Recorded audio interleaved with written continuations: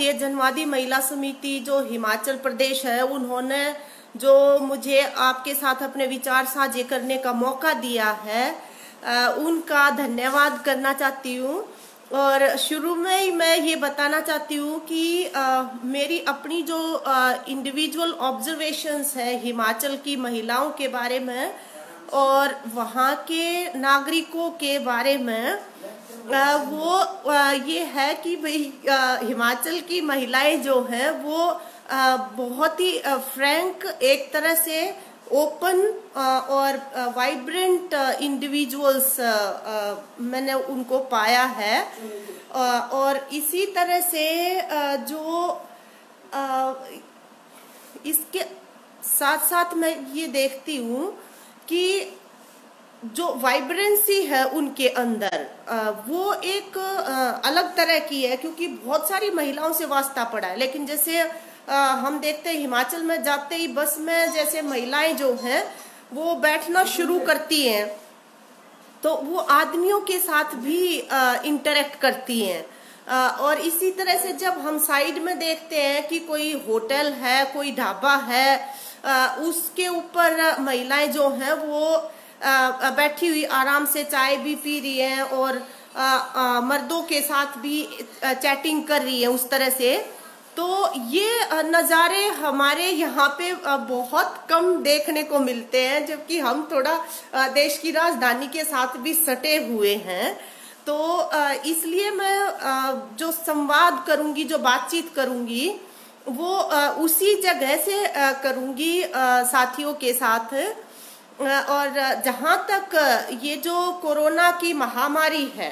और इसमें युवा लड़कियों और महिलाओं का जो सवाल है, इसके बारे में मैं ये कहना चाहती हूँ कि इस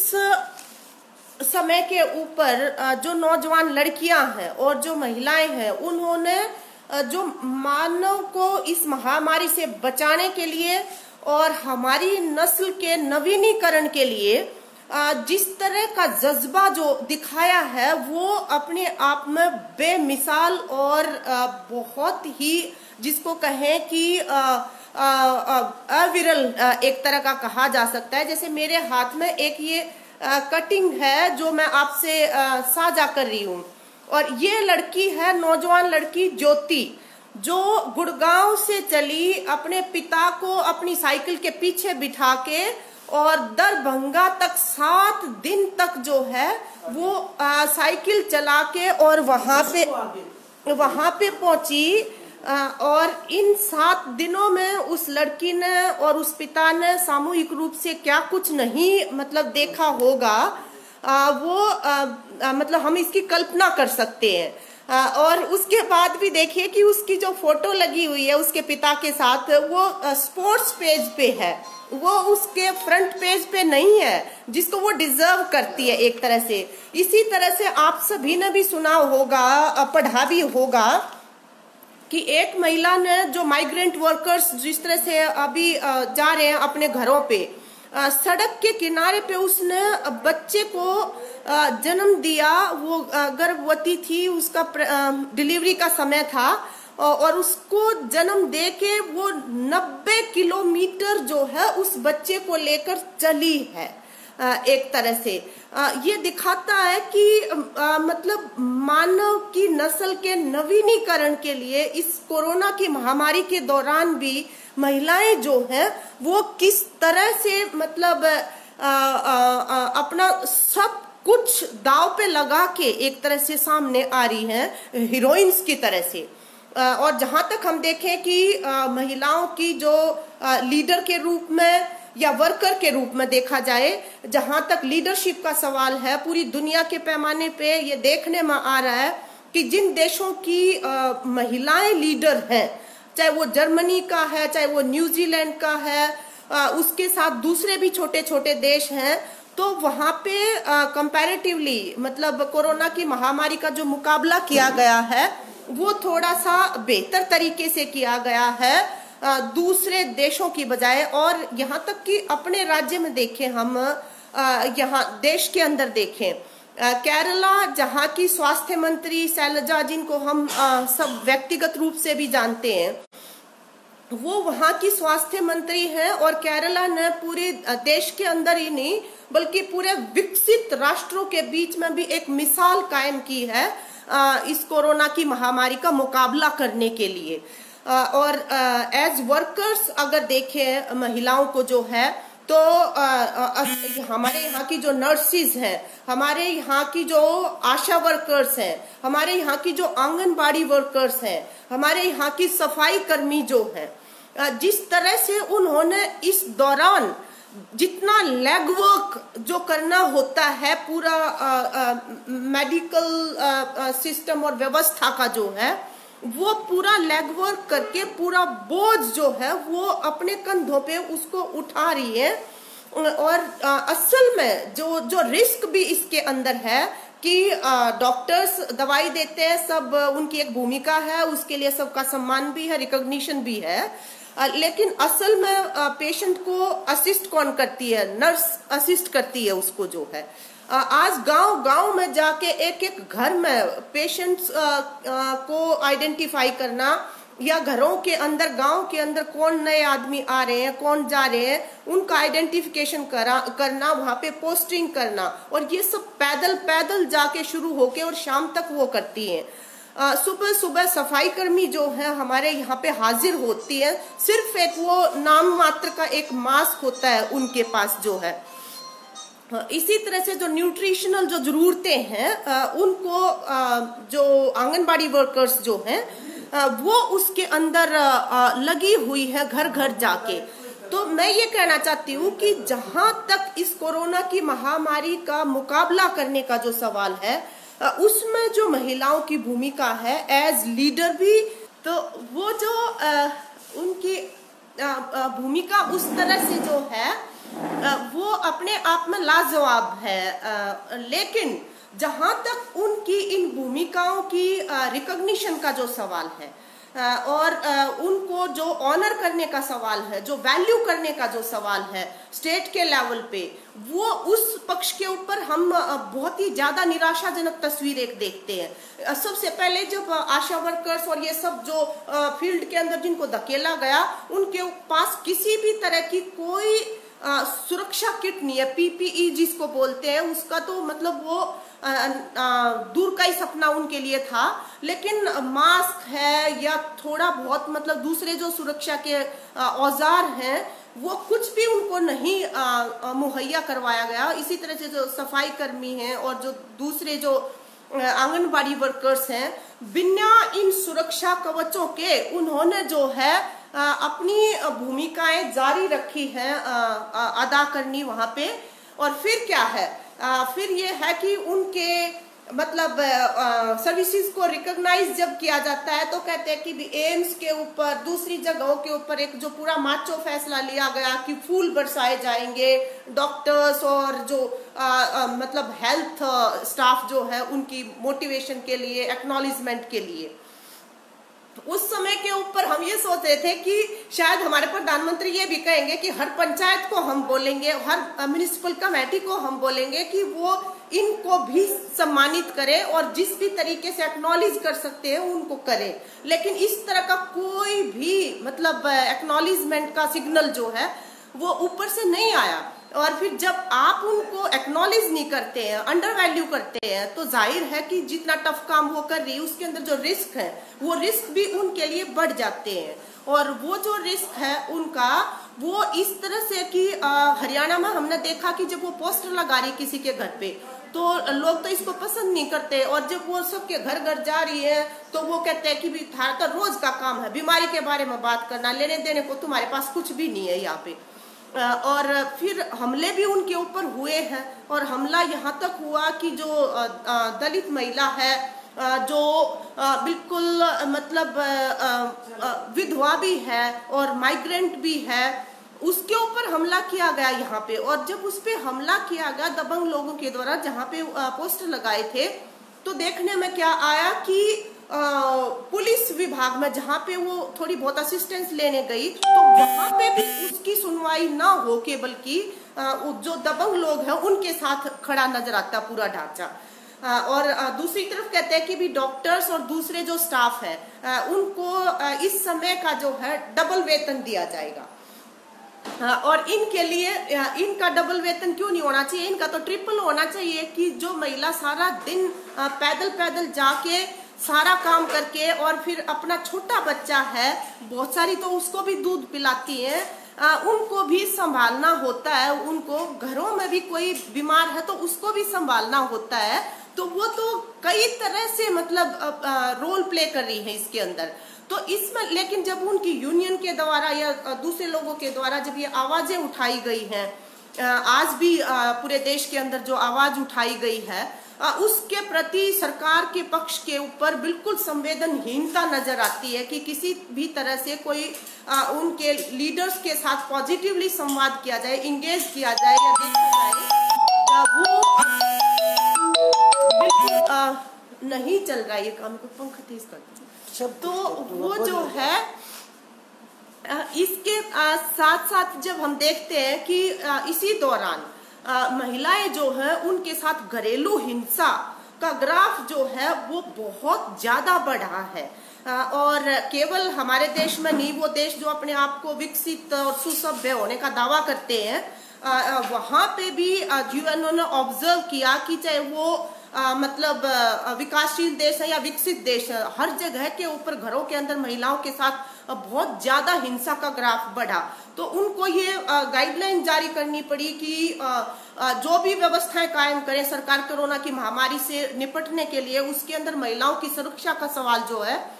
एक उसके अभिन्न हिस्से की तरह से होना चाहिए। और हमारे यहाँ पे खुद NCW ने जो ऑब्जर्व किया कि बहुत ज्यादा ये घटनाएं महिलाओं के साथ बढ़ी हिंसा की इस दौरान जो है। आज भी पंजाब का ये आया हुआ है कि पंजाब में 21% ये जो घरेलू हिंसा है इसके बढ़ने का ग्राफ नोट किया गया है। और इसके साथ साथ अगर हम प्रत्यक्ष रूप से जहाँ पे हमने हस्तक्षेप किया अगर वहां का जिक्र करें तो सिविल मैजिस्ट्रेट जो है एक जिला की, उसके साथ भी मारपीट हुई है और हॉस्पिटलाइज करवाना पड़ा उनको।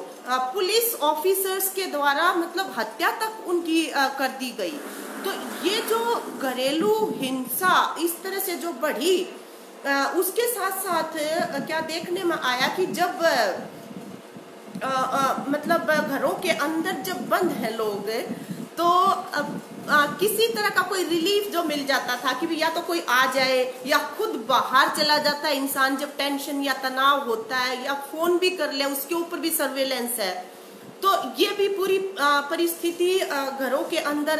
बनी है उन महिलाओं के साथ। और रात को ऐसे उदाहरण आए कि 2-2 बजे उनको जो है घर से बाहर निकाल दिया गया, और उसमें जो महिला संगठन है, आस पड़ोस के लोग हैं, 2 बच्चे हैं उसके साथ, उनको भी बहुत दिक्कतें आई कि किस तरह से उस स्थिति के साथ जो है वो निपटा जाए। और इसमें दूसरा ये भी देखने को मिला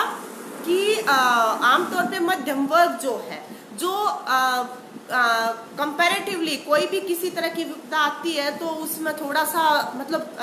आराम की स्थिति में वो रहता है, अपने सेफ जोन के अंदर जो रहता था।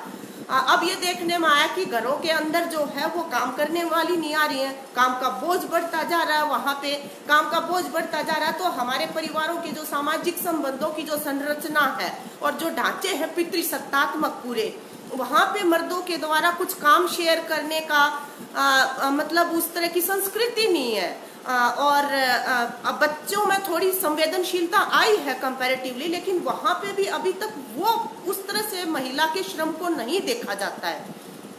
तो ये देखने में मिला कि ये जो तनाव है काम के बोझ की वजह से वो एक तरफ बढ़ा महिलाओं के अंदर, उसी समय पे आदमियों की तरफ से जब तमाम तरह की असुरक्षा है बच्चों के भविष्य को लेके, खुद के वेतन को लेके, काम को लेके, तो परिवारों के अंदर ये देखने में मिलता है कि जब कुछ भी चीज अपनी मर्जी के मुताबिक शेप नहीं लेती है तो आमतौर पे महिलाओं को ही ब्लेम कर दिया जाता है, क्योंकि वो ही सबसे कमजोर हिस्सा होते हैं वहां पे, महिलाएं या बच्चे मतलब। तो वो फिर पूरा मतलब वहां पे उनके साथ उस तरह की हिंसा और वायलेंटली डील करने के केसेस बहुत सारे इस दौरान आए, और इसके साथ साथ एज पेशेंट जब महिलाएं इस कोरोना महामारी की शिकार भी हुई हैं, तो क्या देखा गया है कि वहाँ पे जो उनकी विशिष्ट जरूरतें हैं जो हेल्थ सिस्टम के अंदर, उसका नामो निशान कहीं पे देखने को नहीं मिला। और असल में तो इतना असंवेदनशील तरीके से उनके साथ जब भी कोई आइडेंटिफाई हो गया कि भाई कोरोना का पॉजिटिव कुछ आ रहा है टेस्ट में, तो धड़ाम धड़ाम घर पे आके कपड़ा ना लेने दो, कुछ ना करने दो, एकदम सदमे में डाल दो, और वहां से उठा के उनको जहाँ पे क्वारंटाइन करते हैं या ट्रीटमेंट के लिए ले जाते हैं, वहां पे पता लग रहा है कि एक ही हॉस्पिटल के अंदर मतलब जॉइंट टॉयलेट जो है, और वो टॉयलेट भी कोई मेंटेन नहीं है, अनहाइजीनिक कंडीशंस के अंदर जो है उनको डाल दिया जाता है, और वहाँ पे पीने के साफ पानी की सुविधा नहीं होती। और कितने केसेस आए कि जहाँ पे मतलब जो उनको प्रोटेक्ट करने वाले थे, पुलिस वाले जो हैं, उन्होंने खुद उन महिलाओं के साथ जो है सेक्सुअल असॉल्ट भी हुआ उन जगहों के ऊपर। और ये मतलब सुविधाओं का बिल्कुल कोई सत्र नहीं है वहाँ पे। और फिर अगर ये देखें कि जो माइग्रेंट वर्कर्स जो हैं, जो महिलाएं मतलब अपने परिवारों के साथ इस समय पे जो मतलब अनप्लैन्ड तरीके से जो लॉकडाउन किया गया, उसकी जो कीमत अदा करी है यहाँ के कमेरे वर्ग ने, यहाँ के मजदूरों ने, वो उसका सबसे ज्यादा बोझ जो जाके पड़ा है वो भी महिलाओं के ऊपर ही पड़ा है एक तरह से, क्योंकि उनको बच्चों को भी साथ में लेके और दूसरे सारी जो पीड़ाएं थी वो सब उठानी पड़ी है। और इसके बारे में तो हम ये कहना चाहते हैं कि पूरी दुनिया के अंदर कहीं पे भी इस तरह का मजदूरों का जो माइग्रेशन है इस समय के ऊपर, और जो जिस तरह से वो सड़कों के ऊपर दिखाई दिए हैं, पूरी दुनिया में किसी दूसरे देश में तो इस तरह का नजारा नहीं दिखा। और इसका मतलब ये है कि यहाँ पे जो लॉकडाउन की परिस्थितियां जो बनाई गई हैं वो अनियोजित तरीके से किया गया, और अनियोजित नहीं बल्कि उसके अंदर ये कह सकते हैं कि भाई जो कमेरे हैं उनके लिए एक ब्लाइंड दिमाग जो है उसने ये सारा घोषणाएं की है। उनके दिलो दिमाग के अंदर दर्ज नहीं है ये कमेरा वर्ग उस तरह से कि उनको क्या तकलीफ और क्या दिक्कतें आएंगी। तो ये भी एक स्थिति माइग्रेंट वर्कर्स के साथ जो बीती है। इसके साथ साथ हम ये कहना चाहते हैं कि अगर हम ये सोचें कि भाई ये जो परिस्थितियां बनी हैं ये कोरोना की महामारी के दौरान ही बनी हैं और उसके साथ ये खत्म होने वाली हैं, ऐसा बिल्कुल नहीं है। हाइटन्ड पोजीशन में ये सामने आई है, चाहे वो वायलेंस है, चाहे वो अनएक्नॉलेजिंग द कंट्रीब्यूशन ऑफ फीमेल्स है, या जो माइग्रेंट वर्कर्स या एज पेशेंट उनकी जो मतलब स्पेशल नीड्स जो है उनकी उपेक्षा जो है वो एक इमोशनली और फाइनेंशियली स्ट्रेस्ड कंडीशन में जब है और परिवार पूरे हैं, उस समय पे वो बढ़ी हुई जरूर सामने आ रही है। लेकिन ये ध्यान रखना पड़ेगा कि इसकी जो जड़ें हैं वो जड़ें हमारे पितृसत्तात्मक जो समाज है और जो आर्थिक सामाजिक जो संरचनाएं हैं हमारे यहाँ के जो सोशो इकोनॉमिक स्ट्रक्चर्स जो कहते हैं उनके अंदर मौजूद हैं वो, और उसको अगर और थोड़ा सा विजिबल बनाने की कोशिश करें तो इसी दौरान बहुत ही मॉडर्न टेक्नोलॉजी के साथ ये कहा गया कि भाई अगर शिक्षा का काम प्रभावित हो रहा है इससे, तो इस समय के ऊपर हम ऑनलाइन टीचिंग का प्रबंध करेंगे। और ऑनलाइन टीचिंग जब कर रहे हैं आप, तो उसमें जो टीचर्स हैं जो पढ़ाने वाली वो नवयुवतियों के बारे में, नौजवान लड़कियों के बारे में उनकी ऑब्जर्वेशंस क्या आ रही हैं, उन्होंने बहुत खूबसूरत तरीके से उनको शेयर किया आर्टिकुलेट करके। और उसमें ये बताया कि लड़की जो है वो क्लास ज्वाइन करती है क्लास खत्म होने से 10 मिनट पहले, और जब उससे ये पूछा जाता है कि भाई अब 10 मिनट बचे हुए तो इतना लेट क्यों ज्वाइन कर रही है, तो लड़की का जवाब क्या है कि जब मैं घर में हूँ तो घर में मैं काम करने के लिए हूँ, पढ़ाई के लिए नहीं हूँ, और जब काम निपटा मेरा और उसी समय पे मैं क्लास के अंदर आई। दूसरी लड़की क्या जवाब देती है कि हमारे घर में एक ही स्मार्टफोन है, और वो मेरे भाई को भी क्लास अटेंड करनी पड़ती है, और वो स्मार्टफोन के ऊपर उसका अधिकार पहला अधिकार है। तीसरी बताती है कि मैं गांव में रहती हूँ और गांव के अंदर जो नेटवर्क की प्रॉब्लम है वो बहुत ज़्यादा है। आगे बताती है लड़की की मैं क्लास अटेंड नहीं कर पा रही हूँ मैडम, क्योंकि हमारे घर के अंदर पैसे नहीं है मेरे पिताजी के पास कि वो रिचार्ज करवाया जा सके फोन जो है। तो मैं ये कहना चाहती हूँ कि असल में जो चुनौतियां हैं, जो चैलेंजेस हैं, वो नौजवान लड़कियों के सामने भी वो ही चैलेंजेस खड़े हैं आज भी हमारे समाज के अंदर, कम ज्यादा मात्रा के अंदर, कि जो महिलाएं जो हैं जिनको फेस करती रही हैं हम, और जिनके खिलाफ आंदोलन और संघर्ष मतलब करते आए हैं। तो इसमें उनकी मतलब वर्तमान टेक्नोलॉजी के अंदर जितना विजिबल हो के वो समस्याएं सामने आती हैं, वो उतना जो है पहले सामने नहीं आती थी। एक चीज तो ये देखने को मिल रही है यहाँ पे। और जहां तक मतलब इसको काउंटर करने की जो बात है इस पूरी परिस्थिति को, उसमें हमें देखना पड़ेगा कि एक शॉर्ट टर्म के हिसाब से कुछ कदम उठाने पड़ेंगे, कुछ लॉन्ग टर्म के हिसाब से भी उठाने पड़ेंगे। और जहां तक शॉर्ट टर्म का सवाल है, उस आप तो सब विमेन मूवमेंट से जुड़ी हुई हैं, और हमने खुद एडवा की तरफ से हर जिला के ऊपर जो है वो हेल्पलाइन शुरू करी है, और महिला आयोग के दबाव में सरकारों के तरफ से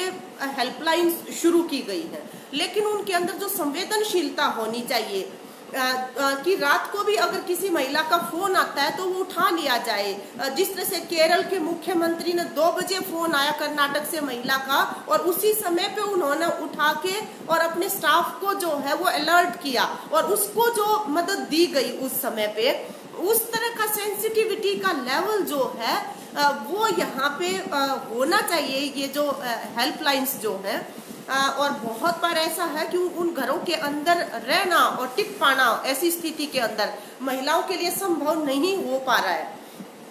तो उनके लिए शॉर्ट स्टे होम का भी इंतजाम होना चाहिए। और इसके साथ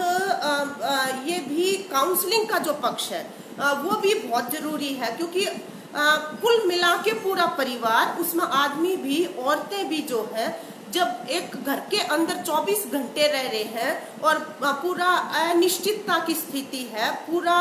संदेह की स्थिति है चीजों को लेकर, इवन खुद के जीवन को लेके भी जो है, तो उस समय के ऊपर बहुत सारी ऐसी जो जगह होती हैं जहाँ पे आपसी अंडरस्टैंडिंग उतनी साफ नहीं होती है, गठीली जगह होती है रिश्तों के अंदर भी, तो वो जगह भी बहुत उभर के सामने आती है। तो उस स्थिति के अंदर how to accommodate and how to solve that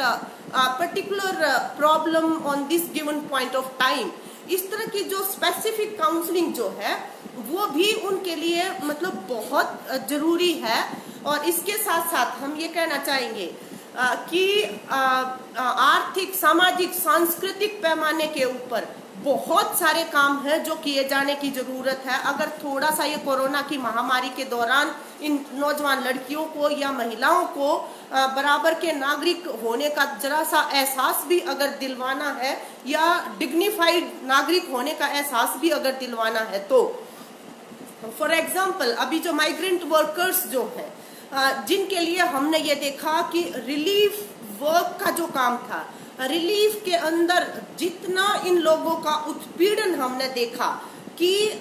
जो पहले से कास्ट, क्लास और जेंडर के भेदभाव को झेलते हुए जो बने हैं, जो शरीर और जो व्यक्तित्व, उनकी कंपैरेटिवली वल्नरेबिलिटी जो बीमारी के लिए है वो ज्यादा है। लेकिन उन्हीं लोगों को इस दौरान जो है 5 किलो आटा लेने के लिए, 2 किलो चीनी लेने के लिए राशन डिपो तक को इतना सेंसिटाइज नहीं किया गया कि एक ही बार में वो दे दिया जाए। आज यहाँ पे ऑनलाइन रजिस्ट्रेशन करवानी है, आज इस पार्क में पहुंचो, आज इस पार्क में पहुंचो, इतना मतलब उनको धकेल दिया गया कोरोना की चपेट में आने के लिए। अपनी तरफ से प्रशासन और सरकार ने कोई कोर कसर मतलब बाकी नहीं छोड़ी एक तरह से जो है। तो ये जो एफिशिएंटली ये चीजें और एक मानवीय तरीके से, संवेदनशील तरीके से उनको पहुंचाई जाए, और ये उनका हक है, ये कोई उनके ऊपर दया नहीं कर रहे हैं आप, या कोई मेहरबानी नहीं कर रहे हैं, वो काम करने के लिए तैयार थे, लेकिन काम नहीं था इस समय पे लॉकडाउन के दौरान, तो उनको उस समय पे वो जरूरतें, तो मानवीय जरूरतें तो उनकी चल रही है ना। तो ये रिलीफ वर्क का भी हमने ये देखा कि बहुत बड़ा भेदभाव उसके अंदर था, तो ये खत्म किया जाना चाहिए। इसी प्रकार जो भी मतलब अभी कह रहे कि 20 लाख करोड़ का जो पैकेज दिया गया है, इस पैकेज के अंदर हम जो अपेक्षा कर रहे थे, असल में अपेक्षा ये थी कि कैश पेमेंट जो है वो उनकी जेब में आएगी सीधी। ये जो टॉर्चरस मतलब जो प्रोसीजर्स हैं जिनके अंदर वो फंस के मतलब बेचारे कुछ भी हासिल नहीं कर पाते हैं, दिखाई ये दे रहा है कि उन्हीं के अंदर फिर दोबारा से उनको फंसा दिया गया है। तो वो कैश जो दिया जाना चाहिए था वो बिल्कुल उसका कोई प्रोविजन नहीं रखा है। और इसके साथ हम ये मांग करते हैं कि शहरों के अंदर भी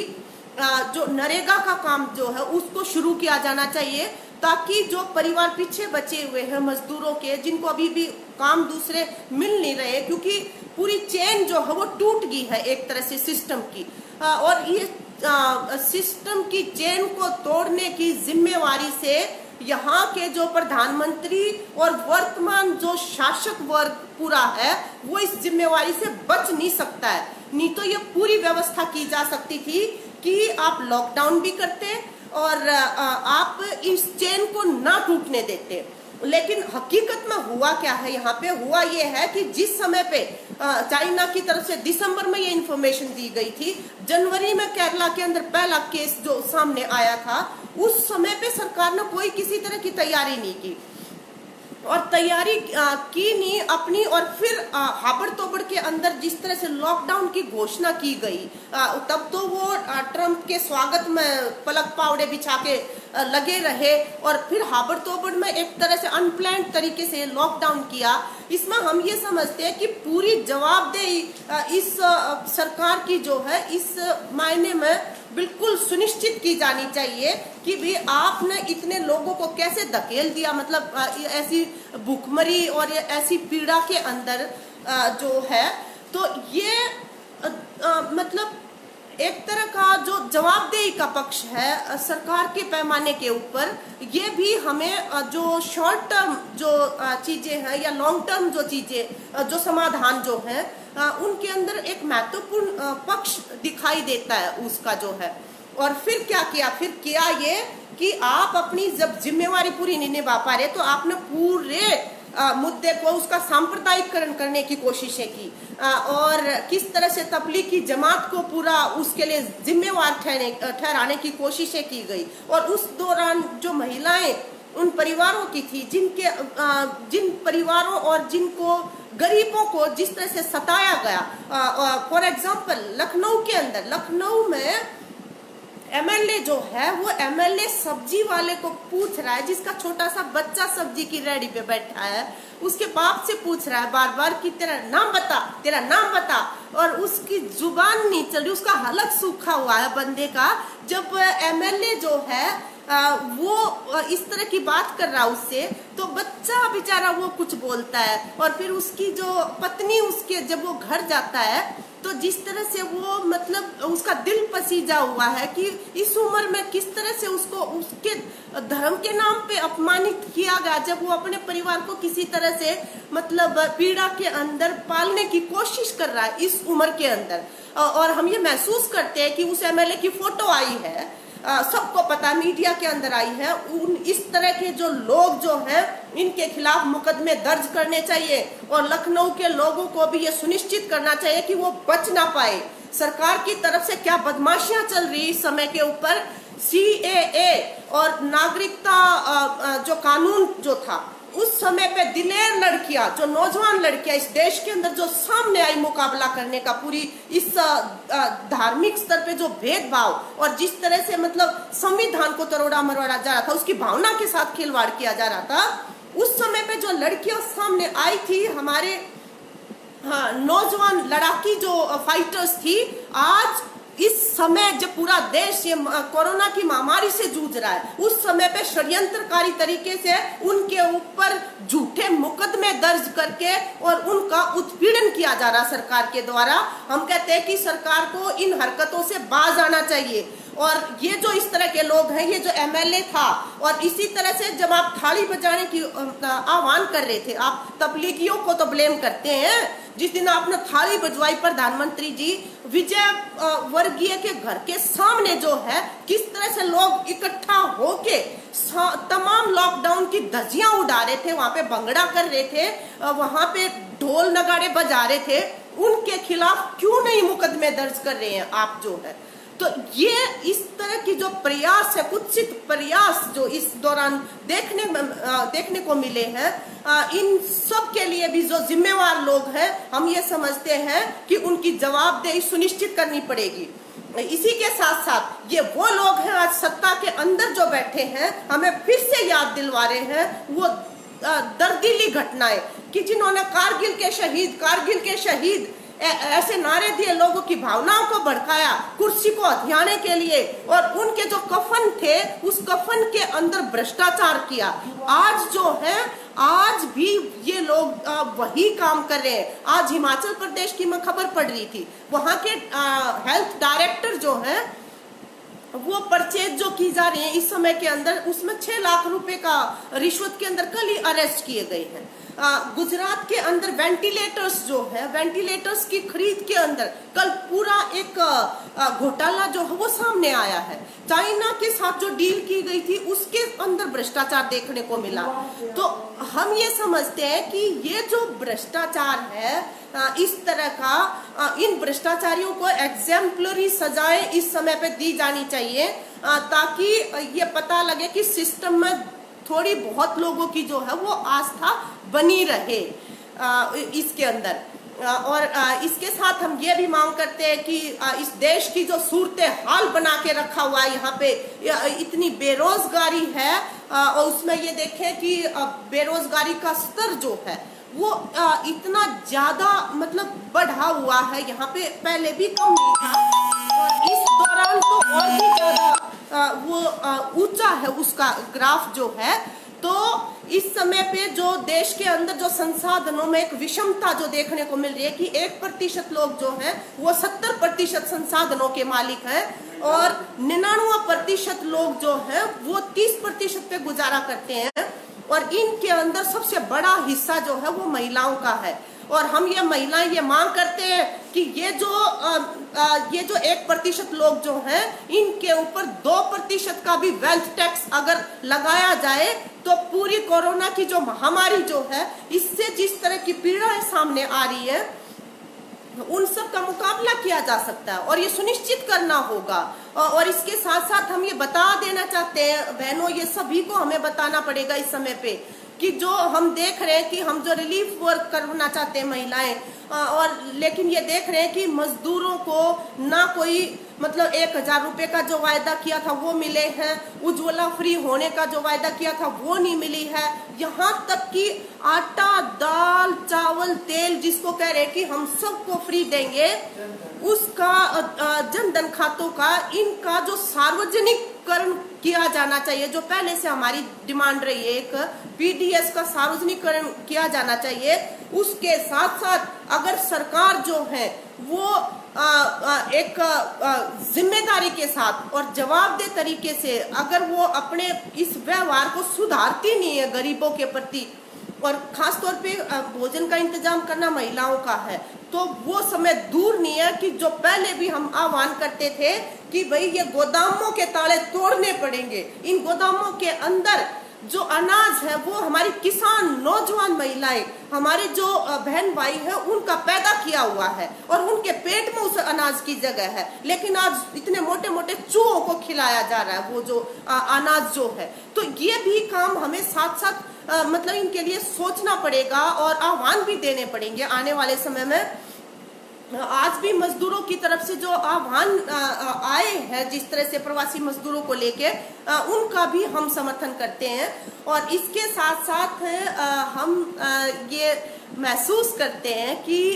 असल में किसी की हिम्मत, कोई हिमाकत ना कर पाए इन नौजवान लड़कियों के साथ, इन महिलाओं के साथ जो है भेदभाव करने की, या इनके जो मेहनत है उसकी चोरी करने की, या उनके योगदान की उपेक्षा करने की। तो इसके लिए लॉन्ग टर्म के हिसाब से जो है हमें अपनी जो सामाजिक व्यवस्था जो है, जिसके अंदर जात के नाम पे, लिंग के नाम पे, अमीर गरीब के नाम पे, यहाँ तक कि काले गोरे के नाम पे भी जो भेदभाव होता है वो जो चला आ रहा है, और इस समाज को असल में जो मनुवाद के संगति में बना हुआ है आज के दिन, इसको संवैधानिक संगति में एक नागरिक समाज बनाने के लिए, एक सिविल सोसाइटी बनाने के लिए हम सभी को जो है वो संघर्ष करना पड़ेगा। और उस संघर्ष की जो खास बात जो है, वो खास बात ये है कि हिंदुस्तान के संदर्भ में आज हिंदुस्तान एक नौजवानों का देश है। हमारी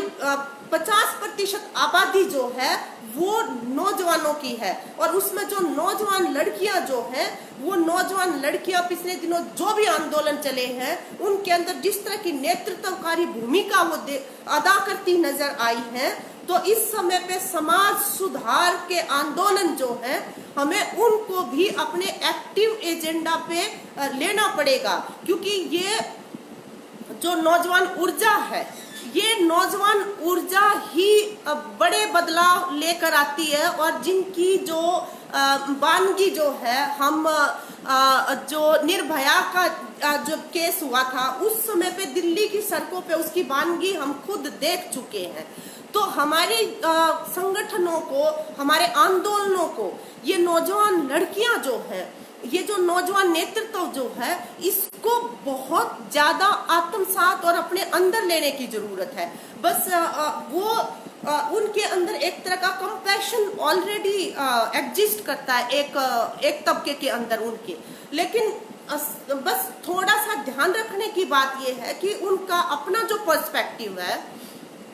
जो समाज को और समाज सुधार को देखने का, उसको निरंतर मतलब एक इंडिविजुअलाइज तरीके से मेरा अपना, मेरी चॉइस, केवल वहां तक महदूद करने की जो कोशिशें हैं, तो वहां पे हम उन नौजवानों के साथ इस पर्सपेक्टिव के अंदर जो कॉन्फ्लिक्ट है,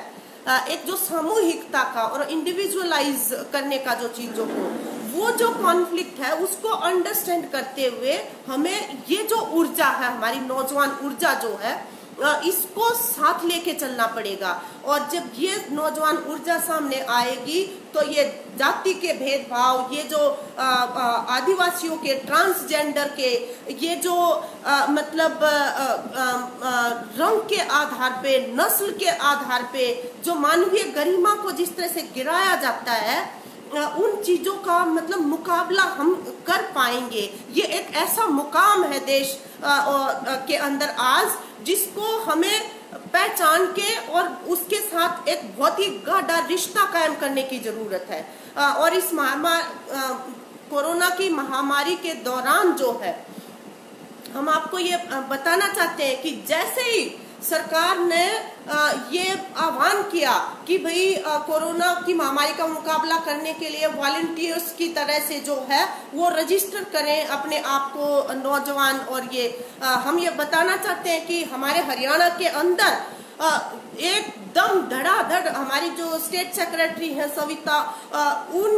उनको मिला के और दूसरे जो साथी हैं 68,000 के करीब नौजवान लड़के लड़कियों को मोटिवेट किया हमने, वो वॉलंटियर्स की तरह से रजिस्टर करने के लिए। और उन्होंने करवाया अपने आप को कि हम कम्युनिकेशन का काम कर सकते हैं, हम मैनेजमेंट का काम कर सकते हैं। लेकिन अफसोस ये है कि ये जिसको जनतंत्र कहा जा रहा है, उसमें तंत्र जो है वो जन से इतना दूर जा चुका है कि उसको ना उनका मोटिवेशन नजर आता है, ना उनकी बदहाली नजर आती है, और ना ही उनकी खूबियां नजर आती है। ये बड़े अफसोस की बात है एक ये इस मंजर के ऊपर। और ऐसे समय पे हम ये कहना चाहते हैं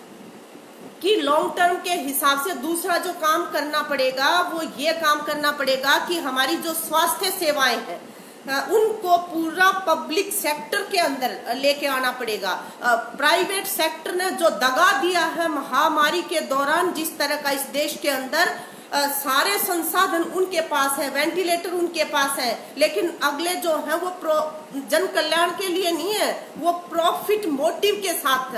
एग्जिस्ट कर रहे हैं। तो उन्होंने किसी भी तरह से रत्ती भर जो रिस्क उठाने की जगह थी वहां पे वो नजर नहीं आए हैं। तो हम ये समझते हैं कि पब्लिक सेक्टर में पूरे हेल्थ सिस्टम की रिस्ट्रक्चरिंग की जानी चाहिए, और जो बजट जो लगाया जा रहा है इसके ऊपर, इसको तुरंत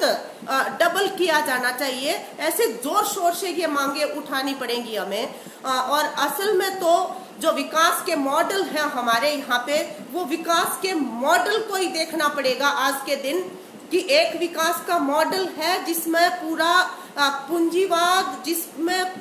जो मुनाफे की महामारी लगातार ऐसी परिस्थितियां पैदा करती रहती है कि जिसमें युद्ध होता है, जिसमें महामारियां और बीमारियां आती हैं। और दूसरी तरफ ऐसी व्यवस्थाएं भी हैं जहां पे मतलब इंसान समाजवाद का जो विकास का मॉडल है उसने इस समय पे ये प्रूव किया है, तमाम तरह से प्रूव किया है। मे भी भले ही बीमारी जो है वो चाइना से शुरू हुई है, ग्लोबलाइज्ड वर्ल्ड है ये, वो इन्फेक्शंस कहीं से कहीं जा सकते हैं, लेकिन इसका जो मुख्य पैरामीटर जो देखना पड़ेगा, पैमाना ये है कि कंटेन किसने किया इस बीमारी को। जो है कंटेन करने में चाइना ने जिस तरह की निपुणता दिखाई, यहाँ पे वियतनाम ने जिस तरह की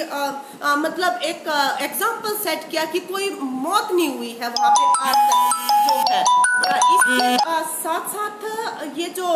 क्यूबा छोटा सा देश, उस देश ने जो है 1500 डॉक्टर्स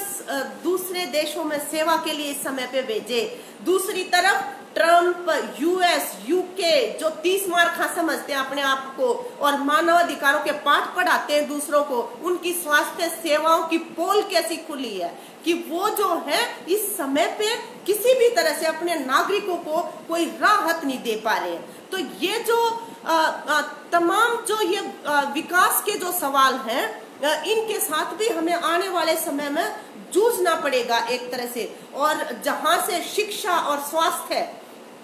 हमारे अपने देश के अंदर केरला, जहां पे सबसे ज्यादा मतलब दूसरे देशों से नागरिक जो आए हैं, लेकिन उन्होंने दिखाया क्या, एक अलग तरह का मतलब उदाहरण कायम कर दिया कि आप जब कम्युनिटी और सोशल पार्टिसिपेशन के द्वारा जब आप लोगों अपने नागरिकों को विश्वास में लेके जब मैदान में होते हैं तो बड़ी से बड़ी महामारियां और बड़ी से बड़ी विपदाओं का मुकाबला आप कर सकते हैं। बाढ़ के समय पे उन्होंने दिखाया, अभी इस समय पे दिखाया कि असल में इकोनॉमी जो है, social investment for economic growth, आपको अपने नागरिकों के शिक्षा, स्वास्थ्य, उनकी स्किल अपग्रेडेशन,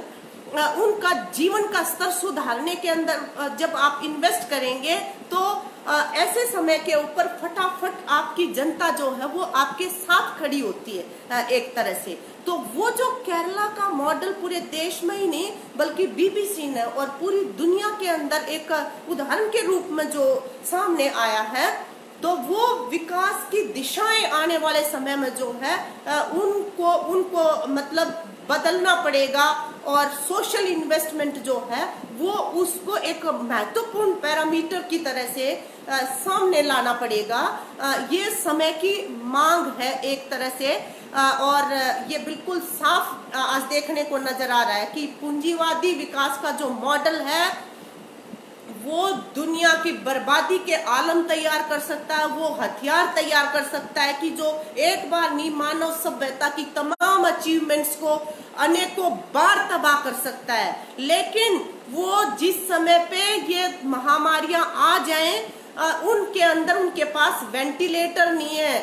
उनके पास डॉक्टर्स नहीं है, उनके पास मेडिसिन नहीं है, तो खुशहाली और मानव संरचना और मानव सभ्यता को बचाने की जगह पे उनकी तमाम विफलताएं जो हैं आज बिल्कुल नंगे रूप में सामने देखने को मिल रही हैं। तो असल में ये विकास के मॉडल हमें बदलने पड़ेंगे। और मैं ये कहना चाहती हूँ कि इस समय के ऊपर हिमाचल के अंदर जो वहाँ के जनप्रतिनिधि हैं राकेश सिंघा, उनको हमने देखा टेलीविजन के ऊपर कि वो मजदूरों के लिए, गरीबों के लिए जो राशन नहीं दिया जा रहा था, जब उनके लिए जो व्यवस्थाएं हैं वो उनको नहीं दी जा रही थी, तो जनप्रतिनिधि वो जो है वो धरने पे बैठे। और जब वो धरने पे बैठे हुए थे तो पूरी ब्यूरोक्रेसी और वो दुम हिलाती उनके आगे पीछे जिस तरह से घूम रहे थे, सफाई देते, वो नजारा देख के हमें बहुत अच्छा लग रहा था।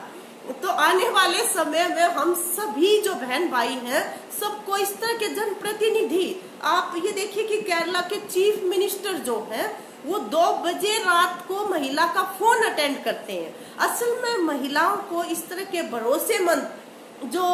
जनप्रतिनिधि हैं उनके साथ की जरूरत है, और उस पॉलिटिक्स की जरूरत है जो संवेदनशील पॉलिटिक्स हो असल में। और हमारी जो नौजवान लड़कियां हैं, हम इस मौके के ऊपर उनका जो जज्बा है आज के दिन, जो नेतृत्वकारी भूमिकाएं लेने का आंदोलनों के अंदर, उसको भी हम सलामी पेश करते हैं। और इसके साथ ये अपेक्षा भी रखते हैं उनसे कि वो जहाँ पे अपने करियर के सवालों को, अपने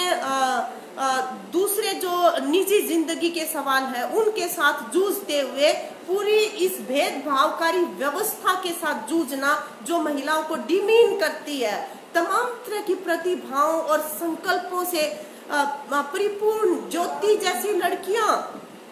उनकी कोई कदर नहीं है हमारे यहाँ पे, उनके गुणों को कोई पहचानने वाला नहीं है। तो इस व्यवस्था को बदलने के लिए हमें जो है लॉन्ग टर्म के अंदर सामने आना पड़ेगा, एक पूरी प्रतिबद्धता के साथ जो है, ये समय की मांग है हमारे से। और इस समय के ऊपर हम ये मांग और भी पुरजोर तरीके से ये रजिस्टर करवाना चाहते हैं कि यहाँ की जो राजनीति है, संवेदनशील राजनीति जो है, उनको ये सवाल जो है आने वाले समय में इसको भूलना नहीं चाहिए कि जो अनप्लान्ड तरीके से यहाँ पे जो लॉकडाउन किया गया इस दौरान, और जिस तरह से औरंगाबाद के अंदर, जिस तरह से दूसरी जगहों के ऊपर बेशकीमती मतलब जो जीवन गए हैं, और जिस तरह की मतलब बर्बरता झेलने को मजबूर हुए हैं हमारे बहन भाई जो हैं, इसके लिए जो जिम्मेवार लोग हैं उनकी जवाबदेही तो सुनिश्चित की जानी चाहिए आने वाले समय पे। ये मतलब ऐसे गंवाने की चीजें नहीं है, ये जिंदगियां जो हैं वो बहुत ही वैल्यूएबल हमारे बहन भाई हैं जिन्होंने इस दौरान ये पीड़ाएं जो हैं वो झेली हैं। और अगर हम ये सुनिश्चित करवा पाए आने वाले दिनों में कि जो लोग जिम्मेवार हैं इन कुव्यवस्थाओं के लिए, उनकी जवाबदेही सुनिश्चित होती है। यहाँ पे जो लखनऊ के जो विधायक हैं और जो इस तरह के जो तमाम मतलब इनडिग्निफाइड तरीके से हमारे बहन भाइयों को जो संबोधित करने वाले जो लोग हैं, उनको जो है सबक सिखाया जाना चाहिए, ताकि हम जो इस तरह की महामारियां हैं, ये कोई मतलब आपस के जो विभाजन है, जो भेदभाव है, उनको सामने रख के इनका मुकाबला नहीं किया जा सकता। इनका मुकाबला करना है अगर सफलतापूर्वक, तो तमाम तरह की एकता और तमाम तरह का आपसी सद्भावना, इंसानी सद्भावना जो है, उसी के साथ इसका मुकाबला, ऐसी महामारियों का मुकाबला किया जा सकता है सफलतापूर्वक तरीके से। और जो इस एकता को हमारी को तोड़ना चाहते हैं इस समय के ऊपर, जो इसमें जहर घोलना चाहते हैं, उनको अलग थलग करने की जरूरत है एकदम, और उनको जो है अपने से दूर रखने की जरूरत है इस तरह के तत्वों को जो है। और किसी भी तरह से मतलब कोई संकोच करने की जरूरत नहीं है। जहाँ पे जैसा मौका आए उसमें हमें मुकाबले के लिए आगे आना चाहिए। एक से एक मतलब गरीब लोग आज के दिन जो है वो उदाहरण पेश कर रहे हैं। वो मतलब इतनी बड़ी कीमत देते हुए उदाहरण पेश कर रहे हैं। तो जहाँ पे संगठित आंदोलन है, उनके जो नेतृत्व है, उनको आने वाले समय में इस तरह के आह्वानों के साथ मैदान में आना होगा कि ये तमाम तरह का जो एक छोटा आक्रोश है, अपसर्ज है, छोटी मोटी पहल कदमियां जो है, उन सबको समेटते हुए एक इस तरह का जन दबाव आने वाले समय में बनाया जाए यहाँ पे, ताकि ये जो मतलब स्वास्थ्य की नीतियां हैं, ये रोजगार की जो नीतियां हैं, ये हमारे युवाओं के विकास की जो नीतियां जो हैं, इन सब को बदलने के लिए मजबूर होना पड़े यहाँ के शासक वर्ग जो है। इस तरह से हमें विजुअलाइज करते हुए अपने आंदोलनों को दिशा देनी होगी। और इसके साथ मैं जो भी बहन भाई हमारे इस पूरी वार्ता में शामिल रहे हैं, मैं उनके जो स्वास्थ्य है इस समय के ऊपर उसकी शुभकामना करती हूँ। और हम जो संगठन में काम करते हैं, जो अनेकों ऐसी जगहों के ऊपर जाके भी अपने आप को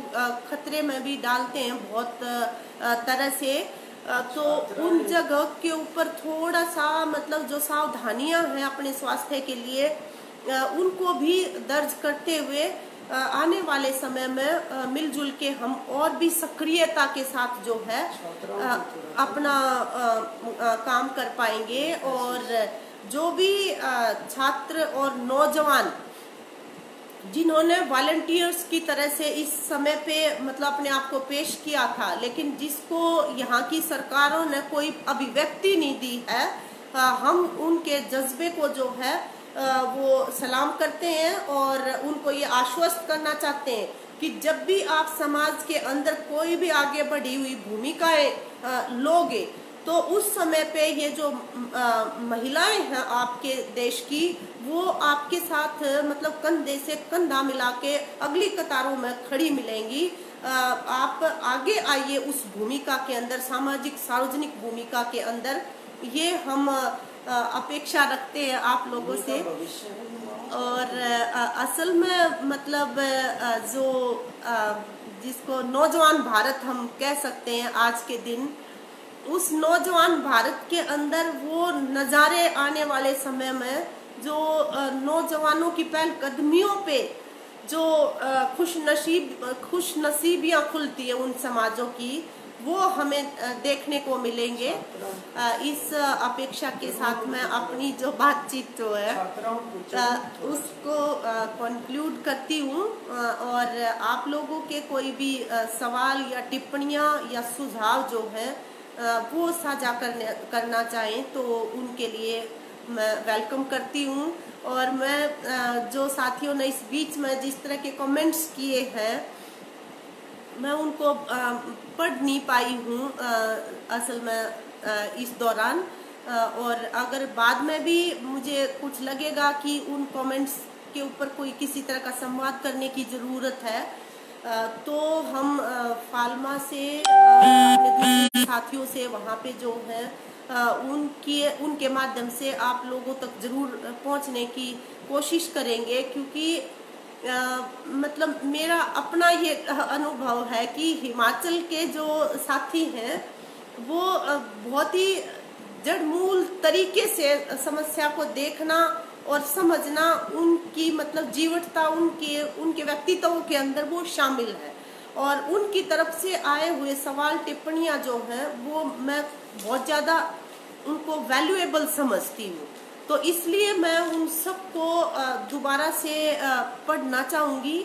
और देखना भी चाहूँगी। और इसके साथ साथ मैं एक स्पोर्ट्स विमेन भी हूँ। तो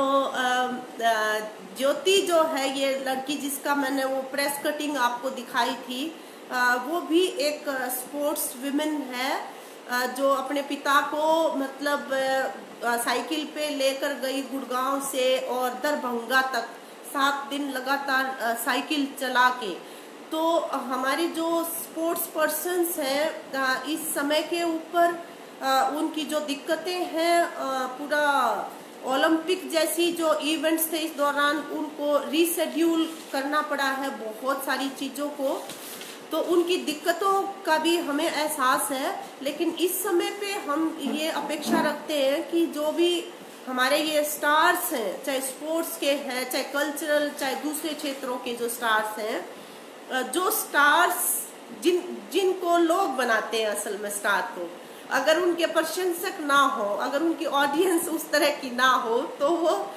स्टार नहीं बनते हैं। तो ऐसे मुश्किल समयों पे मतलब उनको अपेक्षा रहती है अपने स्टार्स से कि वो भी उस दौरान जो है उसी तरह का मतलब हीरोइक आचरण करें, केवल परफॉर्मर्स की तरह से ना